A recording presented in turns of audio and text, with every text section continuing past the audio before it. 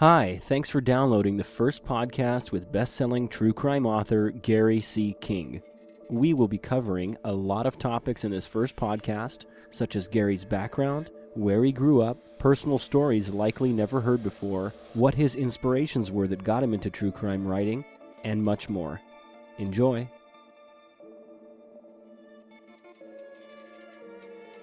Hello, this is true crime author Gary C. King. I want to welcome you today to the first of many podcasts that I plan on doing on the subject of true crime, beginning with this one, which will be a little bit about myself and how I became interested in the subject.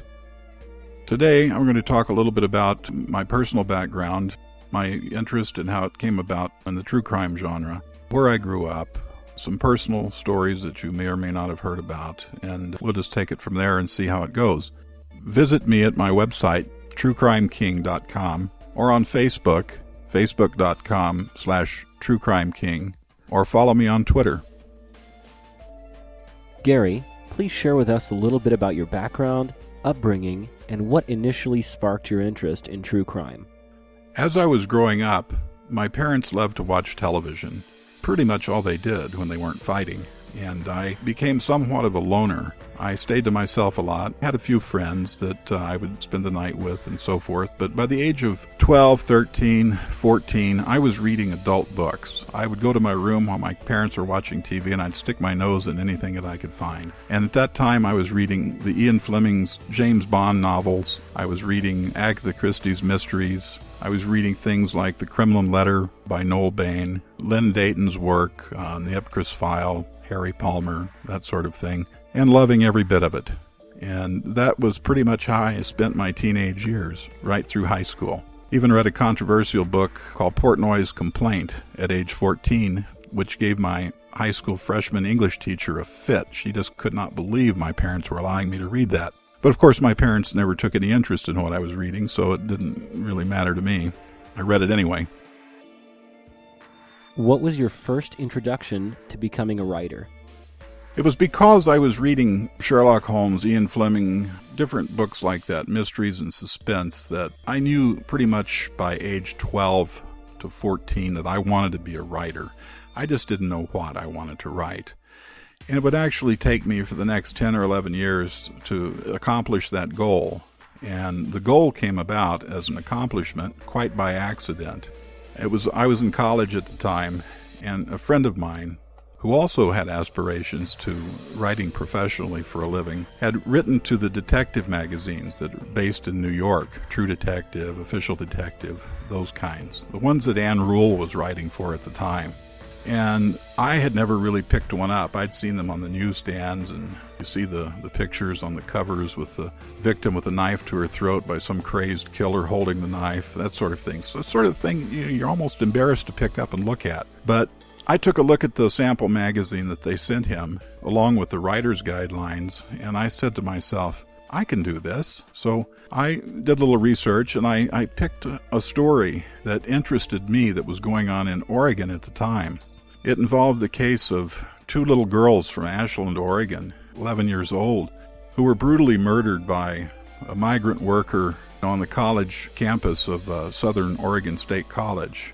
I researched it, did my interviews. It took me about 6 weeks to actually write it up. And not knowing how to write professionally, and knowing the ins and outs, and that you need to send a query letter to editors. And I didn't do any of that. I just sent it blindly in, over the transom, so to speak, to see if they liked it and hoped that they would, without really having any thoughts that they would like it, other than my hopes. Well, 3 weeks later, I got a letter back from the editor-in-chief, Art Crockett, and he said he loved the story. Wanted to see many more. He enclosed a check for $250, and that pretty much started my career as a writer. I thought, wow, 6 weeks to write a story, and they send me a check in the mail. So now my problem was, I need to figure out a way to write more of these stories, and to put them out faster than 6 weeks so that I could actually make a living at it. Gary, tell us about your childhood. Where were you born? I was born in the Midwest, in Farmington, Missouri, the Show Me State, to Curtis and Eunice King. My mother was a housewife. She stayed at home, took care of me and my two half-brothers. My dad was in law enforcement at an early age. He was a police officer in a small town and later on became a night watchman at a mental institution. So I have some law enforcement in my family history, although I have not worked in law enforcement myself. But my dad used to take me to work with him occasionally when he did the night shift at the mental institution. He took a job at State Hospital No. 4 in Farmington. It was a mental institution for the criminally insane at the time. He took that job after he gave up being a police officer. And occasionally he would take me to work with him on the midnight shift. I would come up to him and say, Daddy, can I go to work with you tonight? And he'd say, Sure, son. Come along and I'll show you some of these crazy bastards. And I would follow him around, and sometimes I would sleep, sometimes I would stay awake, sometimes I would see some interesting sights of people that just weren't in their right frame of mind. Other times I would hear stories from some of the other people that worked there. Stuff that a kid my age probably shouldn't really have heard.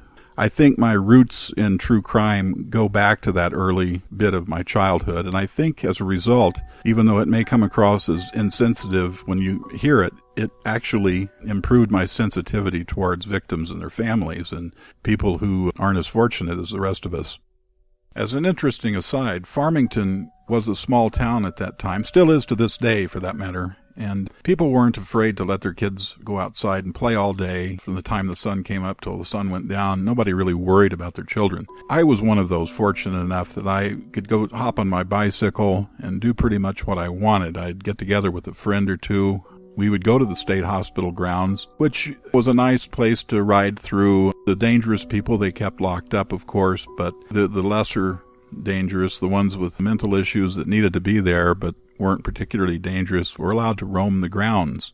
And my friends and I, we would go to the goldfish pond, and we would sit there and play with the fish and what have you, and an occasional patient would come up to us and start talking to us and tell us about their life, about why they were even there. And this, in a way, became my first contact with people that had mental issues or weren't quite all there. And this was at a very early age. I was 8 or 9 years old at the time. I was also friends with the director of the state hospital. I would go out and stay all night at his house. The house was on the grounds, and so had lots of access. It's kind of amazing I didn't become a resident there myself. Fortunately, that didn't happen. I bring it up because I find it interesting background for someone who does for a living what I do. I think provided greater insight into the minds of people who have aberrant personalities. Tell us a little bit about your brother. A little later in life, when I was around the age of 11, my parents moved from Missouri to the Pacific Northwest, to Washington State in particular, also known as Serial Killer Central. And I grew up hearing about people like Ted Bundy, Dayton Leroy Rogers, Randall Woodfield, other serial killers, and it was almost an everyday occurrence when you'd hear about these people on the news.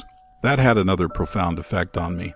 Well, about that time, my brother, my half-brother, my oldest, took a job with the Portland Police Bureau, and he was an officer out on patrol, and one day he and his partner got a call to go to a potential crime scene. It was a call about a dead naked woman on the floor in an apartment, and when they arrived, sure enough, there was a dead naked woman on the floor. They didn't move her, of course, but when the CSI people arrived and they determined that she was in fact dead and had done all the other things that they normally do, they went to turn her over, and as they turned her over, her breasts had actually stuck to the floor because she had been there for so long. And when they moved her body to turn her onto her back, they stayed with the floor and pulled away from her body.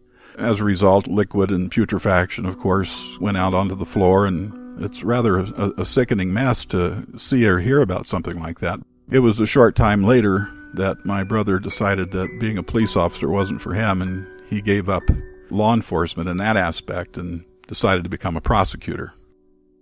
What was your first position as a professional writer? So to make a long story short, I actually began as the Pacific Northwest stringer for True Detective magazine, just as Ann Rule was leaving to begin writing her books. For the next 15 years or so, up until the time that True Detective and their sister publications ceased publishing these magazines, I wrote upwards of 500 stories, sometimes 5 or 6 stories a month, so that I could keep a roof over the head and food on the table for my wife and myself and 2 children. Somewhere along about 1990, or 1991, I decided that I needed to branch off into books as well, and I began looking for a case. The case I landed upon was that of Dayton Leroy Rogers, Oregon's worst serial killer to date. Rogers was basically plucking women, prostitutes, off of Portland streets and taking them deep into the Molalla forest, inflicting all kinds of torture and pain, mutilation, etc. onto these poor women. And that story became the subject of my first book, Bloodlust, Portrait of a Serial Sex Killer, a huge Pacific Northwest bestseller, and it went through like 14 printings in paper and ink versions and has had very good success as an ebook as well. Please share with us a little bit about your other books. Since the publication of Bloodlust, I've written 16 additional books about various killers, and I have no plans to stop at this point. I've written for Investigation Discovery. I've also provided online content for CrimeLibrary.com, which I like very much. They're an excellent source for crime. So there's no reason to think that I'm not going to be a major player in the true crime genre. I'm here to stay. I've got many more evil minds to write about. Information about all of my books, as well as many of my stories, is available on my website at truecrimeking.com. Join me there. You can join in on the conversation. You can click to my Facebook links from there. You can join me on Twitter from there. Basically, everything is right there at your fingertips, truecrimeking.com.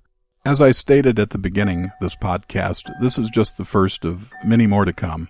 I wanted to give listeners and readers a little bit about my personal life, how I got into the writing business to begin with, particularly the true crime genre. And I think we've covered that here. Future podcasts will cover the subjects of each of my books. Also, I would like to do one special podcast at some point about my exclusive interview with child serial killer Wesley Allen Dodd. There's much more to come. Stay tuned.